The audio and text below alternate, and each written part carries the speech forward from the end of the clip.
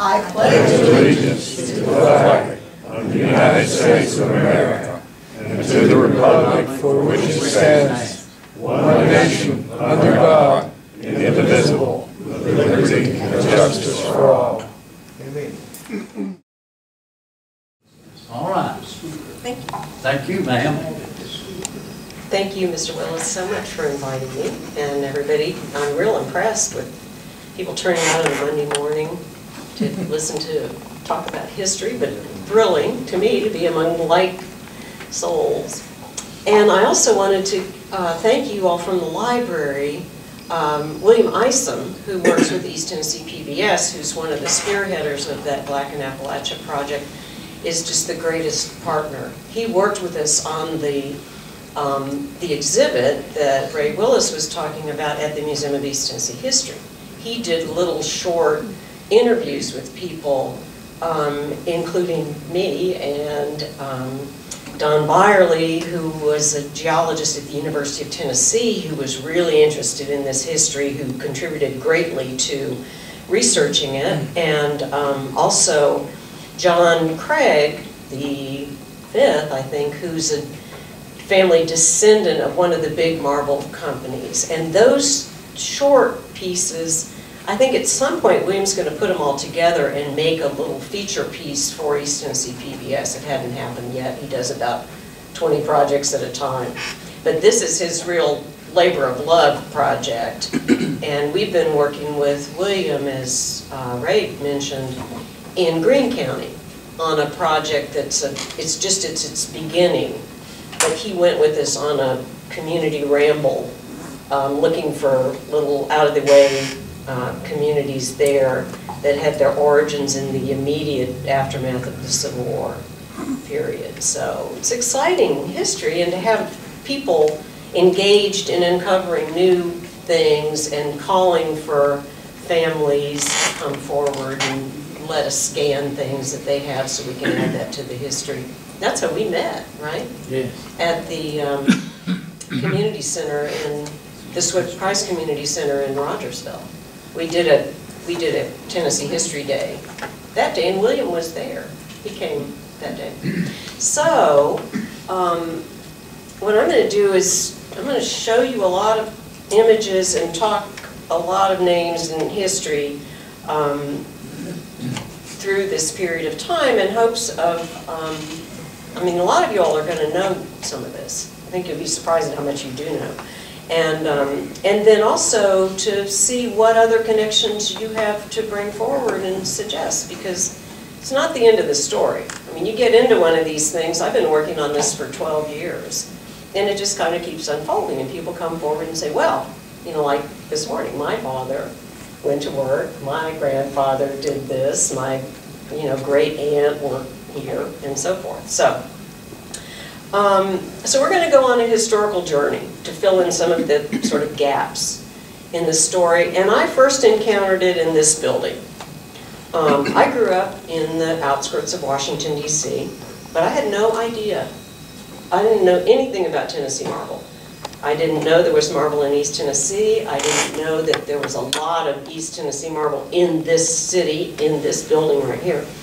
And how many of you in the room know that 3 of the grand staircases inside the U.S. Capitol are of Tennessee Marbel from Hawkins County?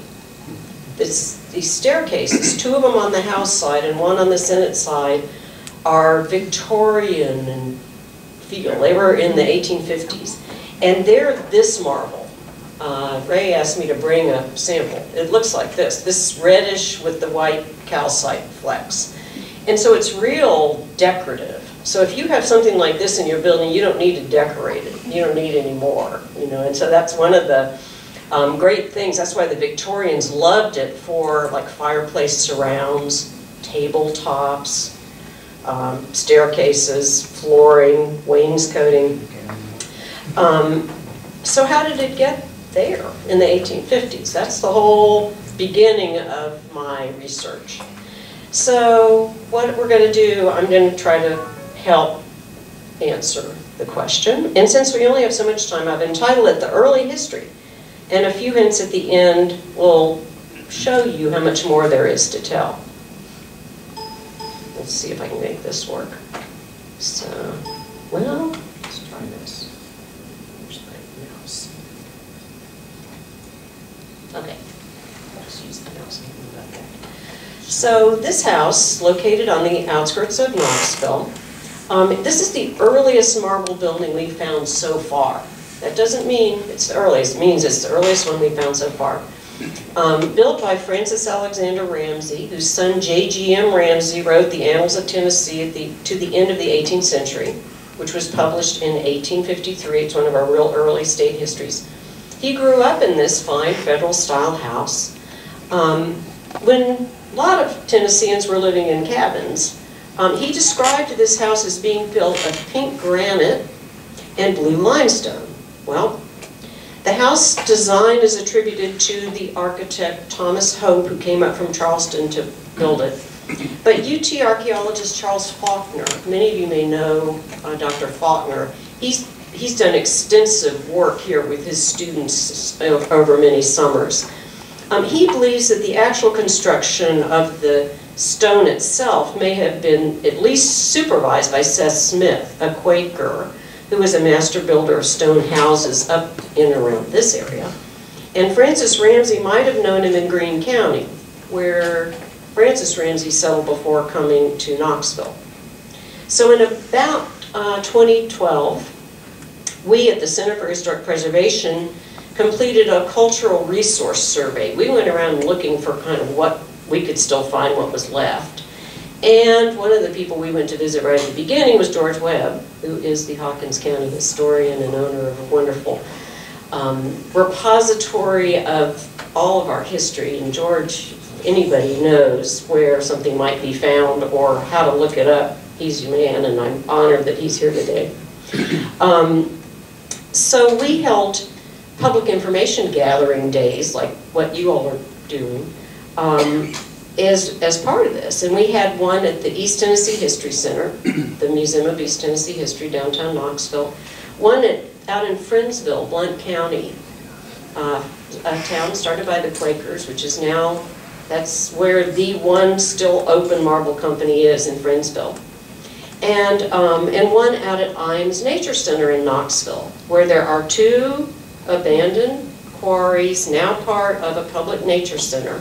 And I think this is where the swimming was happening. Because these quarries, when they quit working them, oftentimes they've hit the water table.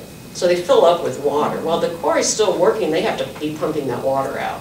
When they quit, it fills back up. And so a lot of the ones, you see them all over, you know, they're nice looking kind of lakes now. And of course, you know, we have some of those examples as you were talking about when TVA came and built dams, a lot of those low-lying places along rivers where this marble outcropped are now flooded. So after the Friendsville session, George Henry, a Blount County historian who specializes particularly in the history of the Quakers, took me to see another marble house of this early period. This one in Blount County is privately owned. It's very similar to this house, not quite as fancy. Doesn't have that blue stone coarsework, and it doesn't have the heavy coined corners. But it's similarly simple in this flat front Federal style, supposedly also built by this Quaker from up here, Seth Smith. That house in Blount County was a dwelling house and a school and a place to stay. It's one of the early things on the frontier that was built there. And so, as I mentioned, that Friendsville has a real connection back to the industry. Well, this marble was visible and findable and like right down the road where people are building their houses, so it makes really sense that that's what they decided to build out of. Let's see what we did. All right. So, I'm not going to read this to you, but you can see, this is where, when I started working on this research, I'm looking for the earliest publications where it's mentioned. And so here's somebody writing, and he's publishing it in the first issue of the American Journal of Science. Well, and it's then volume 3 of that first year of publication, 1819. And this man is a traveling minister who's going through the country, and he's reporting back. So, and he's just, he's talking about all the roads passing down to Knoxville. You can see this marble. So we haven't found any evidence that there were marble businesses in Knoxville quite as early as the Ramsey house, but it's likely that they just found. And let me go back and say this Ramsey house, this is built at the time of Tennessee statehood, 1796. There weren't any real businesses, but they were finding the marble and using it. Obviously, people do use what they find. Now, Marble Springs Historic Farmstead, home of John Sevier, they now say on their website that the farm was named because Tennessee rose marble was quarried here.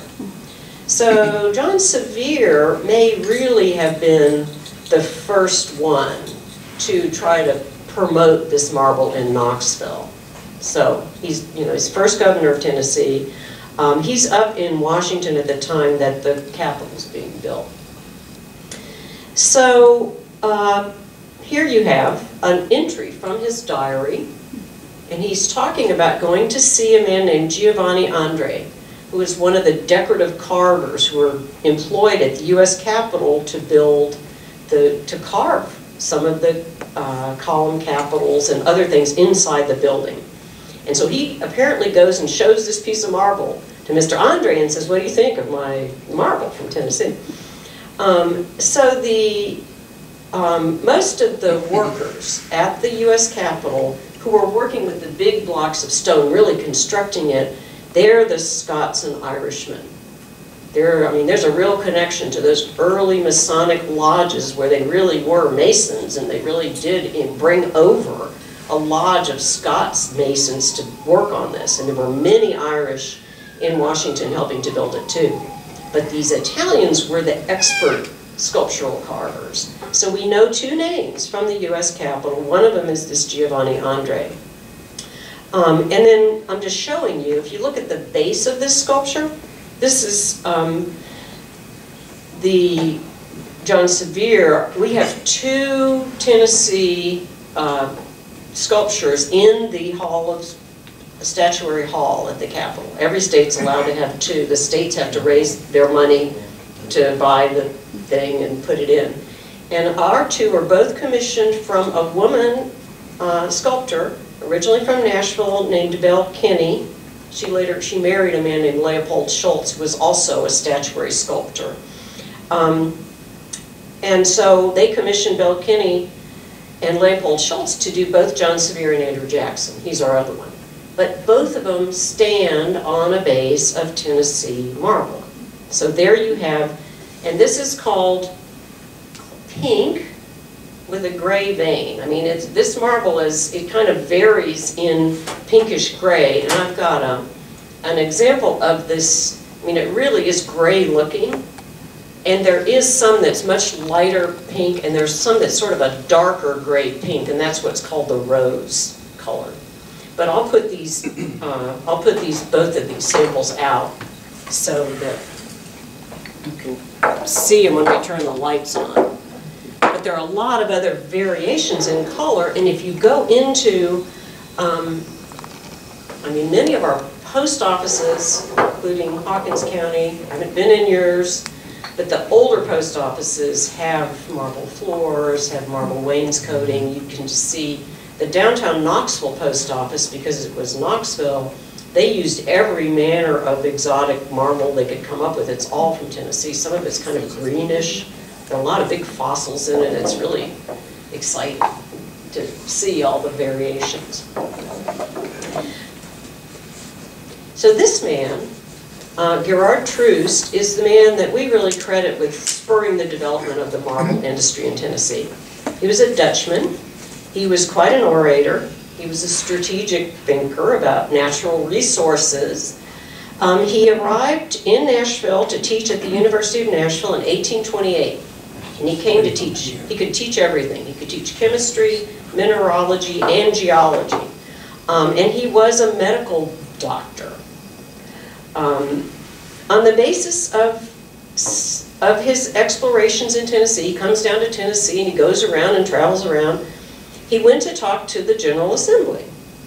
So probably, really in mind, he wanted them to fund a geological survey, which he was going to get paid to do. So he goes to talk to the legislature, and he says, well, North Carolina started a geological survey in 1823 and South Carolina in 1825. And he said, we have iron ore in coal in the Cumberland Mountains, and it's pretty near to the Tennessee River, and so you're going to be able to move it around once you build railroads. Now, this is 1830 he's talking. We don't have them yet, but they're talking about it then. And he said there's zinc and lead up in Upper East Tennessee, and he said there is marble of as many varieties and equal, if not superior, to the finest Italian marble. And he said, that's all in East Tennessee. So he was hired. December 21st of this same year, he's hired. Okay. So this map, then he's the Tennessee State Geologist. 1839, he publishes this map showing geological zones across the state. And some of this geological science is pretty antiquated now, but this was the moment, and this was the best that was known. So there's a letter published in the East Tennessean newspaper up here on the 2nd of April, 1839, and he's writing to an unnamed gentleman, and he says, I've looked at your marble samples, and he's very complimentary. And so I believe, and I think George and I maybe talked about this, that he was probably addressing Orville Rice in Hawkins County, or possibly his partner S.D. Mitchell. But the two of them had founded the Rogersville Marble Company in 1838. So if it wasn't one of them, he was addressing somebody else who had money up in Rogersville who he thought might help get things going. So meanwhile, and here's the Andrew Jackson sculpture. President Andrew Jackson is in office by this time. He prided himself, as we know, man of the people. He started the federal building program really in Washington. I mean, they had built the president's house, they had built the Capitol, but now it's time to start building federal buildings.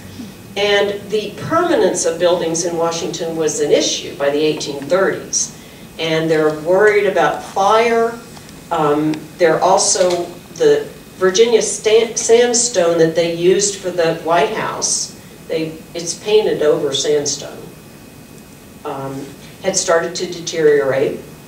The sandstone up there, that aqueous sandstone they used, is prone to deteriorating and absorbs water. So they had to keep painting it. And then the brick and wood construction they were using for buildings like the Federal Treasury didn't hold up. That had burned in 1833.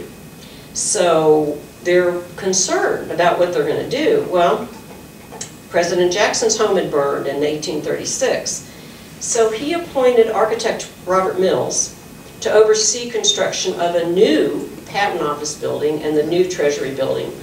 And they had to be fireproof. So Mills up there is struggling with how he's going to be able to do this on the same budget that they'd already passed, which of course is a problem if you have to come up with a different way to build. So that's kind of the beginning of it, and there's all this debate about whether marble or granite is the better, more substantial, and so forth and so on. Well, we know granite's stronger material, hard to work, and we have a lot of granite buildings, but there was a huge kind of lobby for marble, which came from up in New England too, that, oh, it's going to be just as solid, and it's softer, we can work it easier, we can get it down here better. And so at some point, if you read all this legislation, they're thinking, okay, marble will work just as well.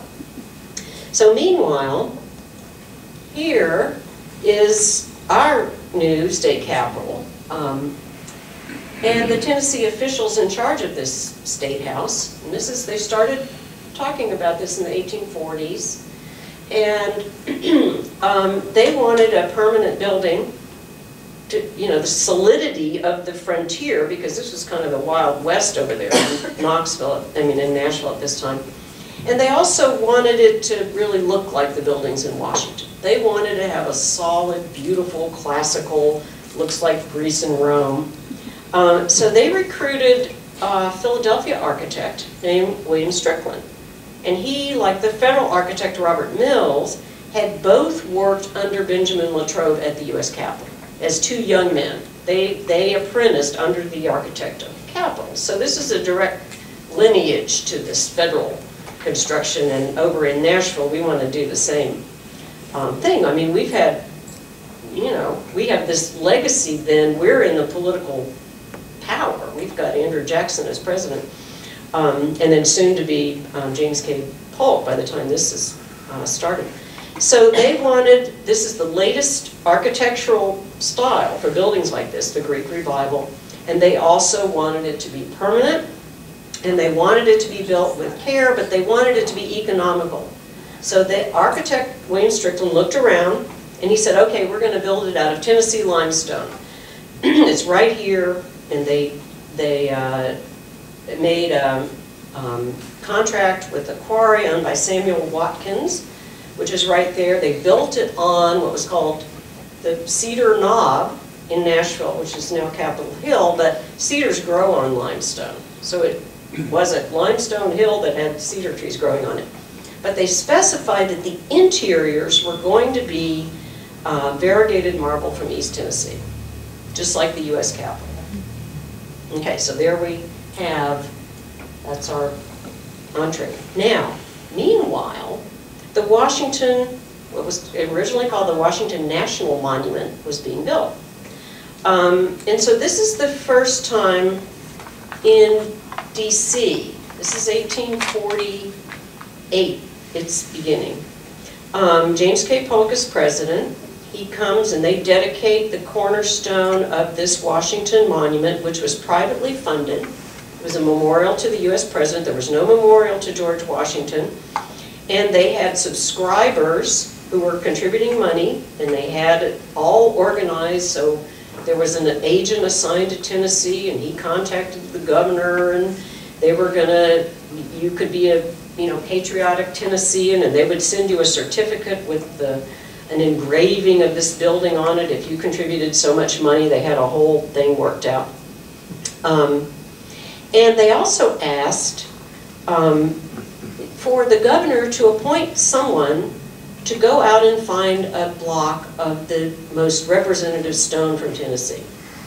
So it sounded like they were going to build this out of all these stones from every state.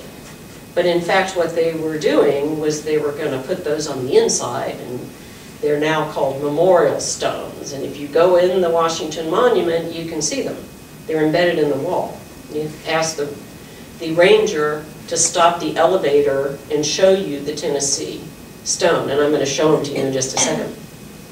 So this building was actually built, it's built of marble from Baltimore area, and then halfway up, they stopped the construction before the Civil War. It didn't have anything to do with the war, it had to do with an anti-Catholic thing called the Know Nothing Party. They took this over and kicked out all of the Irish and Scots stonemasons who were building it, and decided they'd build it themselves, but they didn't do very well with that. So after the Civil War is over, another 2 decades go by, the federal government takes it over and finishes it. So the top of it, the marble's from Massachusetts, so that it's 2 different marbles. When you look at it, and you'll see why. So Robert Mills, the federal architect, designed this, but he didn't get to oversee it because James K. Polk had dismissed him as federal architect when he came in. So this, I'm going to just show you, here is a journal entry from 1850. And this is a man named Robert Houston Armstrong from Knoxville. His father was Drury Armstrong. Crescent Bend is his house on Kingston Pike in Knoxville. And so he went up to Washington with O.P. Temple, a historian and a lawyer from East Tennessee. he took this young man up to Washington to introduce him around, and I think he got him a federal post. But Armstrong went over to visit the grounds of the Washington Monument under construction, and he saw all the stones laid out. And so he's writing, and he's saying, well, you know, this is great, it's so interesting how they're building it, et cetera, et cetera. And he said, but, and I saw the stones there, but I know of stones in Knoxville more beautiful. Now the stones, and I'm going to show you what they are here in a second, the stones were from Hawkins County. So, and we'll get back to Armstrong in a minute. But the first stone that went up there is limestone, and William Strickland, the architect, who, as you remember, was this peer of Robert Mills, who designed this building. Strickland's over in Nashville building the Capitol, but he doesn't, state capitol, he doesn't want to be forgotten in Washington. He thinks he might get to go up there and work later. So he sends up, when they sent out this call for the best stone from Tennessee, Strickland hears about it, and he sends a piece of the limestone that he's building the Tennessee State Capitol out of, and that's what this is. And it says on it, this is embedded in the wall. You can see my photograph that it's not very good, but I took it from being inside the elevator and looking at this at the Washington Monument. It says Nashville on it. Okay, that's Strickland's. And so the official letter that went to the governor was actually passed on to Gerard Troost, who was the geologist, who didn't give it to Strickland. Instead, he sent it to Orville Rice up in Rogersville. And so Troost asked Rice to send a block of this Hawkins County stone. So you'll see there's a letter from William D. Jones in Rogersville dated August 5th, 1850, and I think George had this letter, endorsing this marble. He says, oh, this marble from Hawkins County is really what you want to use, and it'll be a great contribution. So the committee up in Washington really liked it. But what they did was they then commissioned Orville Rice to do the official block, and it's, as you can see, beautifully gilded. And it has a quotation on it, and this is the dark pink. You can sort of see the color. You know, this is grayish, but you can sort of get it even in my Crummy photograph. So Rice got an official order from Governor Trousdale to produce this fancy block. He was paid $300 for this. It's like a 2 foot tall by 4 foot wide, and probably, you know, maybe 12 inches, maybe a foot deep stone. So do you all recognize this quote? The federal union, it must be preserved. This is a quote from Andrew Jackson, and it was made in 1830 at a Jefferson Day dinner. And so this is the midst of the nullification crisis. And so John Calhoun from South Carolina is saying you're going to pull out, and Jackson saying no, you know, no, the federal union must be preserved. So that's what that's from. And now this is 1851, this stone. The crack in the upper left corner. You notice the crack in the upper left corner. These things happen. Shipping marble around is a thing. But they have all been restored by the National Park Service, and there's a big report that somebody sent me detailing what they did to repair them, so probably she might have talked about it in the report. Now, back to Rogersville. So we talked about Orville Rice. Here is Marbel Hall, and this is a photograph that George has several of these vintage photographs that he let us scan. So 1846, this beautiful brick house had marble windowsills. I'm sure it had interior beautiful marble, probably fireplaces, maybe wainscoting, but it would have been a way to show off this marble and have people come and stay with him, and he was quite a guy. In 1850, the United States Census of Manufacturers lists his marble factory, which used water-powered machinery. He had 6 employees. It was the only marble manufacturer listed in Tennessee in 1850. And there's an advertisement in the Rogersville Times in 1851 for the marble factory of Rice and Edmonds. And they're saying we're opening new quarries of very superior marble. And it says one of the partners, having had more than 20 years experience in some of the best establishments in Europe and in the eastern cities, could furnish monuments, like grave markers, tombstones, both plain and ornamental, as well as marble mantles, center tables, side tables, bureau tops, vases. And their address is Marbel Hall, Hawkins County, Tennessee. But meanwhile, back to the Nashville, they're building the Capitol over there, and the contract specifies East Tennessee variegated marble. Okay, so Rice is well known now in Washington.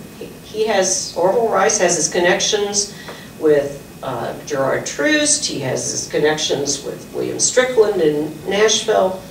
But this man, James Sloan, a stone cutter, recently arrived in Nashville from New York. He got the contract for the interiors in Nashville. It seems he did not even have a confirmed source for the marble when he signed his contract. And I've got a quote from a letter he wrote to the president of the construction committee in Nashville. And he signed a contract the 17th of February, 1852. He's writing on February 28th, 1852. He's writing, Dear Mr. Bass, there's a man here, he's writing from Knoxville.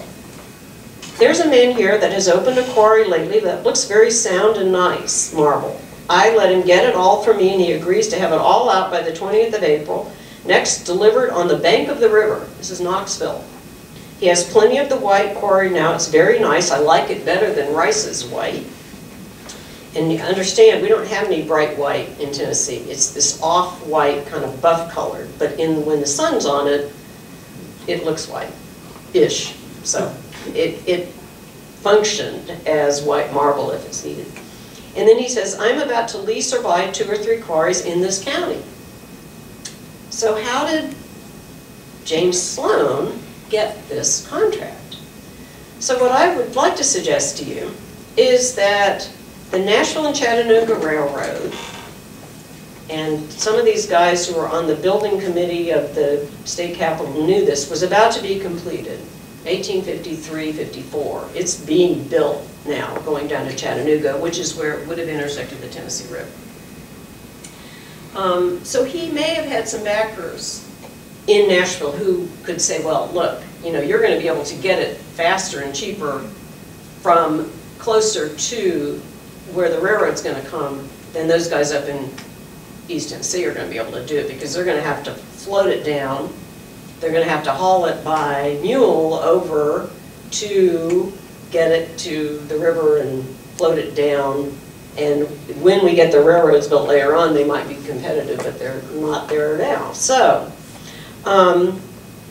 that's my theory on how Sloan, and I think there are some other, as we continue to research this, other possible connections that he might have had. But in 1857, he's advertising in the Nashville Business Directory that his extensive marble works, connected with inexhaustible marble quarries at Knoxville, East Tennessee, are the finest known in the U.S. and perhaps equal to any in the world. Now, this little receipt is for the cornerstone at Suwanee. So the University of the South, which was on that rail line, sort of, and it goes right down kind of close to there, their cornerstone is made out of the marble that Sloan furnished. So here is the interior staircase that Sloan did at the Capitol. As you know, or you all may know, that the Tennessee State Capitol exterior limestone started to deteriorate. And it's pretty much replaced, now not all of it, but a fair amount of it has been replaced by Indiana limestone, which is a browner color. The the limestone from Nashville is a kind of bluish gray, and it's got nice swirls in it. And when you go there, look at it, because you'll see the pieces that are still extant. A lot of it is, but the parts that really got the most rain and wind and everything deteriorated, and they were replaced with Indiana limestone. However, the original interior has done beautifully. And when you walk in that, up the one main staircase, you'll see this marble, but it came from Knoxville. But it's very similar to that brown and white that's in the U.S. Capitol. Knoxville also has this variegated brown marble. And it's one of the ways people call it cedar chocolate. When you hear cedar marble, this is what they're talking about. Meanwhile, back to the Capitol, on July 4th, 1851, the president, by this time Polk is out, Millard Fillmore laid the cornerstone for the new wing for the house. And the architect, Thomas Eustace Walter, had studied with William Strickland in Philadelphia. He had been chosen by Polk to become overseeing these federal projects. So Polk was really influenced by the work that Walter had done using marble in Philadelphia. And so here's this lineage of architects. And over the next 14 years, Thomas Walter oversaw the construction of both wings. They built a House and Senate wings that had the chambers, because the original ones, there were all kinds of problems with ventilation and with hearing in the chambers, and so this was in order to provide much more modern chambers. So you can look at that building and you'll see those wings, and the architectural style works together. But the sandstone used for the center of the building had already really deteriorated, so he chose marble from western Massachusetts for the exterior and marble from Maryland for the columns. This is all exterior. But he specified many of the same exact things that Strickland, remember his older protege, had picked for Nashville, for the interior of the Capitol.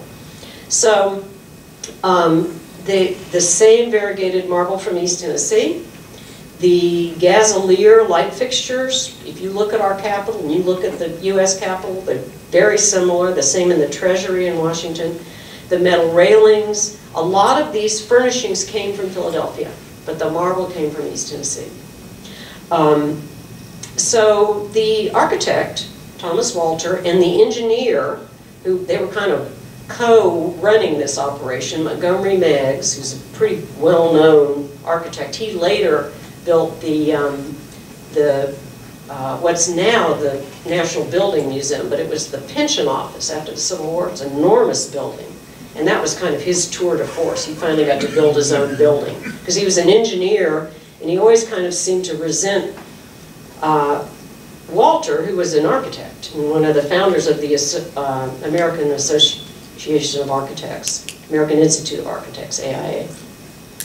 And Meigs understood the Capitol dome, and he wanted to claim it as his own, but it was really Walter's design, and they kind of fought over it. It's interesting if you go back and you read their journals and you look at what was happening. So even though Sloan, the guy who's got the contract in Nashville to do that, he went up to Washington and he took influential people and he tried to get a contract for his marble, but William Doherty, who had been the superintendent of construction for that Washington monument, he was known to the architect and the engineer, Walter and Meigs, and he had admired that stone that came from Tennessee that Orville Rice sent from Hawkins County. So William Doherty gets the contract, and he comes down and makes agreements down in Hawkins County to furnish the marble at the U.S. Capitol. So here, and this is a room that most people don't get to see because they still actively use the Senate retiring room. I think it used to be the place the senators would go out of chamber and they go in here and smoke cigars. I don't know what they do now. I've never been in this room except one time. When I think they all live in there. Well, they may. And that's why they hang out, because nobody can go in there. October of 1853, Thomas Walter drafted what's called a bill of what was going to be needed to furnish the interior. And he said how much Tennessee marble was going to be needed for the pilasters around the galleries inside the two Senate and House chambers, the architrave above, the paneling between the 4 grand stairways.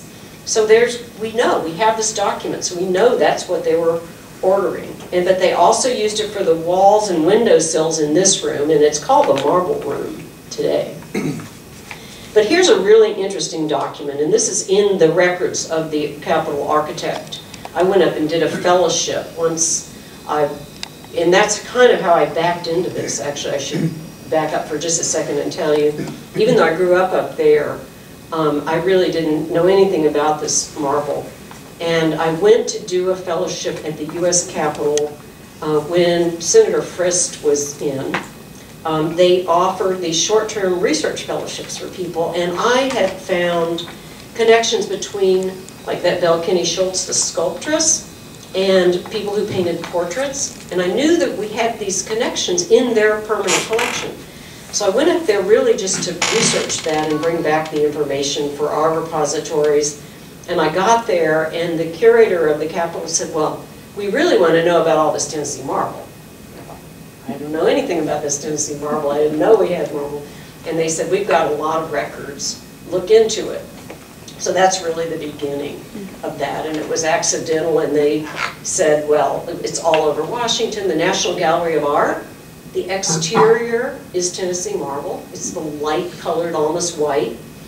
And we'll get to that in just a second. But I wanted to show you, this is an example of the kind of things that are in the archives up there.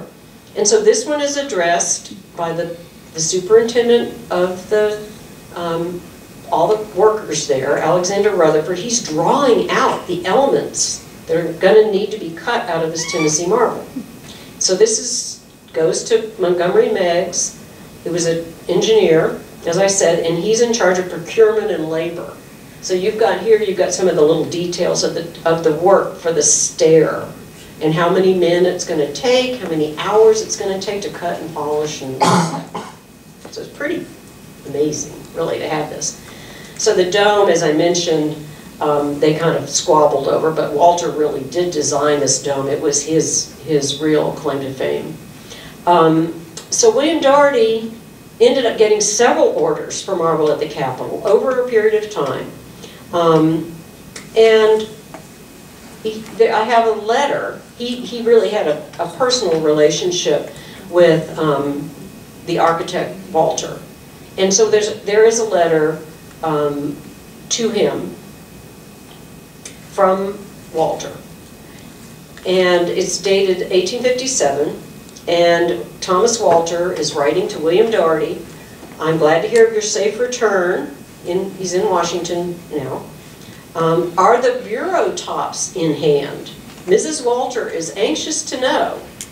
If you forgot them in the hurry and excitement of leaving home, that would be a very natural thing to do. Please see me before taking any steps in the matter, as Mrs. W. is so anxious to have the bureaus completed that I think we had better take an ordinary white marble top, which can be got ready-made. So he was asking Doherty to get some of this marble and bring it up so he could have some furniture for his wife, who stayed living in Philadelphia while Walter was working on the Capitol in Nashville. His wife was in Philadelphia. He says, don't trouble yourself to come to the Capitol. I will call at your office in the morning about 9 o'clock. So this is the architect of the Capitol who wants to go see the man who's getting the marble. Very sincerely yours, Thomas Walter. And then P.S. We have worked in another small lot of Tennessee. The captain, and that's Montgomery Meigs, agreed to it yesterday. So you see that personal relationship and interest in this, something special coming from Tennessee. So once Doherty was finished with the Capitol interiors, he kept up a business in Tennessee marble, including furnishing some for the Ohio State House, Ohio State Capitol, whose construction began in the mid-1850s, and the plans were by Thomas Walter, again, and Richard Upjohn of New York City. They were the consulting architects, and they wanted to have the colored balusters be of East Tennessee marble. So both the Ohio State Capitol and Indiana's third State House, 1878, were heavily influenced by design of the U.S. Capitol. When you go there, you'll see it. So the Indiana State House in Indianapolis is built of Indiana limestone exterior, of course, but floors and steps throughout are marble from the eastern U.S. and including Tennessee. But the big project after the Tennessee State Capitol was the South Carolina State House. And so Doherty, same man here, he has a partnership with a man named Hugh Sisson from Baltimore. And they contracted with the state capitol in South Carolina to ship massive monolithic columns from Hawkins County. And so they would have had to float those down the river. These are many of these columns. He got them down there, but a lot of them were victims of the Civil War. So this was under construction during the Civil War.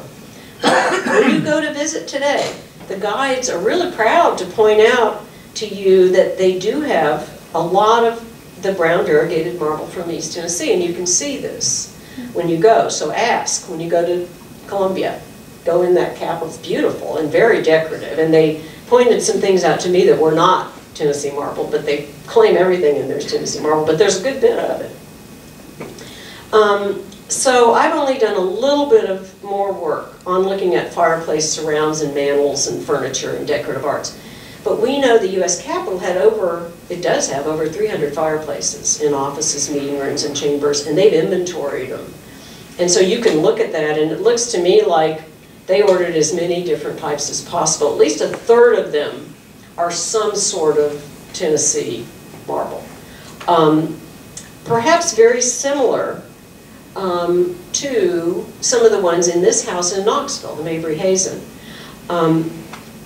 So compare to this. This is Belmont Mansion in Nashville, which was being remodeled at the time that the state capitol was being built. So this, if you haven't been, make a point of going, because they have really worked on this house to bring it back to the original. They're working on it today. But this was the home of Adelicia Hayes Ackland, one of the wealthiest women in Tennessee, definitely Nashville's wealthiest. And it was being remodeled. And you can see, look at these fireplaces compared to, I'm going to try this. Oops, never mind, I can't do it. But compared to the Mabry Hazen, very similar. And I think it's highly likely that James Sloan furnished out of the marble quarries in Knoxville these also. But here's an example of a table that belongs from Jonesboro, Tennessee, belongs to the Tennessee State Museum. Look at the marble on the top of this. This was one of a pair, and it's signed, and it's, you know, we have a date and a signature. It would be wonderful to, if we could, challenge, connect this maker with Oral Rice's marble manufacturing in Rogersville. I mean, I think it makes sense, but we don't have any firm evidence. But this table, the Jeremiah Boyd is listed in the Art and Mystery of Tennessee Furniture, in the kind of Bible of Tennessee furniture. And according to the a census in 1850, he was 46 years of age. He had come from Virginia. He was, you know, owned some land and doing very well with his cabinetry business. Now, Ray mentioned this building. This is one part of what's now the East Tennessee History Center in Knoxville. So look at the dates, 1871 to 1874. This is a federal building project, the first one after the Civil War in Tennessee. And Steve Cottom is the director of the McClung Historical Collection in Knoxville, which is on the 3rd floor of this building, believes really that this was a reward to East Tennessee for their loyalty during the war. And so this was built with federal money. Horace Maynard was very involved in getting the allocation for this. Many of the men who worked on it had fought in the war, including African-American USCT soldiers. So it was a real interesting time in Knoxville for construction. And Alfred Mullett, who was the Treasury Department architect in Washington, came down to Knoxville. He went over to the forks of the river, where the Holston and French Broad form the Tennessee River, and not far from the Ramsey house, really, and said, oh, well, you know, here's what we should use as a building material for this. So this is the beginning in Knoxville of the real business, other than Sloan, who had his going on and connected to the railroads. Here was a federal quarry that the government leased, and so they brought the marble at this place. The Knoxville Marble Company was founded after the government quarry closed, and it was founded by men named George W. Ross and William Patrick in 1873. After this building is nearly done, then the federal government allows that quarry that they had been leasing, I guess, to be sold to these men. And then they decided that there was a business in this, in these federal projects, and so they got a contract for St. Louis, for another custom house federal building to go on, and that's kind of where they thought they were going to make their fortune. But interestingly, one of the timekeepers at this project was a young Union Army veteran named Harmon Kriss, K-R-E-I-S, one of the Swiss community in Knoxville, although he grew up in Wartburg. He went into the marble business too. And then what he founded ultimately becomes the Gray Knox Marble Company, and then another one called Appalachian Marble. So you've got this legacy that comes out of this project where the marble is recognized. It then is recognized elsewhere because you've got a federal architect building in Tennessee, and he's got influence with other projects and other architects. But the McClellan collection has fully researched the history of this being built, and they have all the newspaper clippings, and it's fascinating to read. And if you think about where this is in Knoxville, from the river going up Walnut Street, have you ever driven up Walnut? It's almost, you know, vertical, straight up. So they had to get it up, and this is with mules and wagons, get it up onto that level to build with it. So it's quite a thing. And this marble's really heavy. If you drop one of these little pieces on your foot, it might break a bone. So, but back to Robert Houston Armstrong, who was up there visiting in Washington and said he knew of marble more beautiful. So time goes on. In 1880, he founds a marble company called the Tennessee River Marble Company. And he built a house for his daughter called Westwood, which is now where Knox Heritage is, out on Kingston Pike. So you can go in this house and you can see what I saw. This is the front porch on the left. It's gray, and you can see these colors, the cedar and the light gray marble, and then you can see that it's got a little downstairs sink. He never did really succeed in the business, but he did his best, and there's some business ledgers out at Westwood, and they show he was traveling around trying to find a national market for this marble, and there's a letter that George brought to my attention on the letterhead of a quarry up in Rogersville from J.C. Stamps, who's writing to Armstrong, and he's saying, it's bad weather, it's December 1882, I probably won't be in Knoxville again this winter, but I may come down in the spring and I'll be pleased to look at your quarries. So he was even appealing to Stamps up here, who was a quarry owner, to maybe use some of his Knoxville marble up here because he was still in business and doing very well at that time. So this building, Memphis now, 1885, we're moving forward in time, we had thought that some of the same marble that came out for the Knoxville Federal Building was used in the Memphis Custom House, which was built 10 years later. But there's a Tennessee Supreme Court case from 1885 that shows this came from an even different operation on Riverside Drive in Knoxville, and I'm working on an article on that right now. Because I think this then leads into a really interesting history. And I found a clue about the possible location of this. This is Harper's. This is a whole article about how great the marble industry is in Knoxville. And this, the caption I think just says a quarry, I think a marble quarry near Knoxville. But in the correspondence in that Tennessee Supreme Court case, and I'm going to kind of wrap this up quickly because I know we want to stop and talk about things.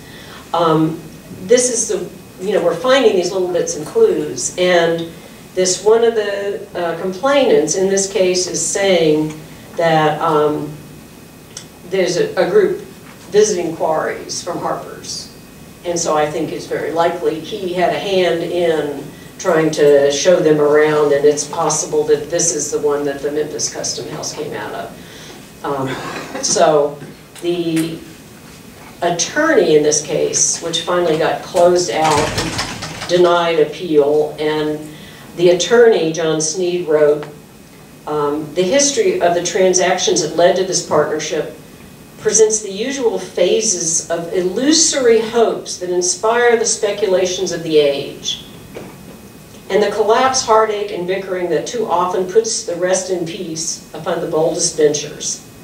It has one notable and pleasing feature, at least, the case, which will recompense the court for the trouble of going through the long record.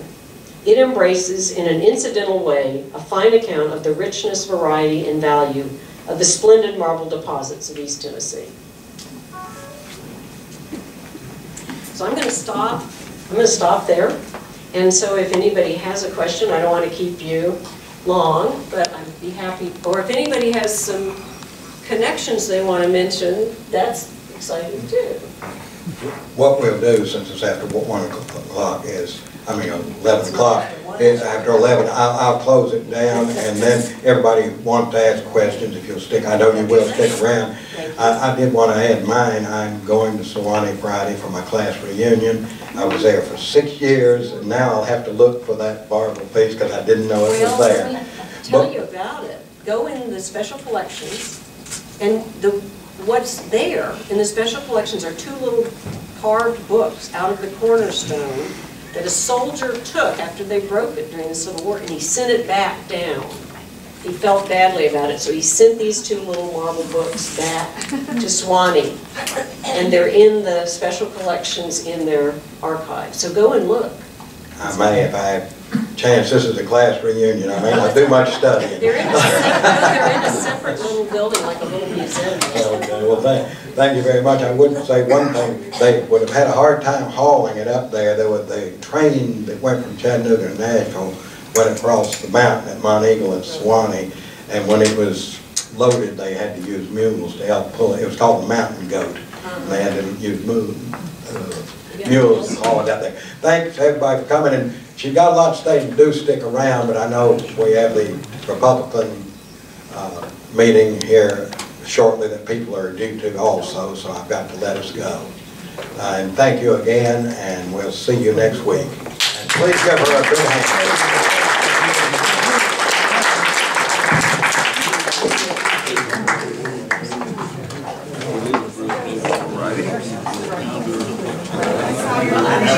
Right.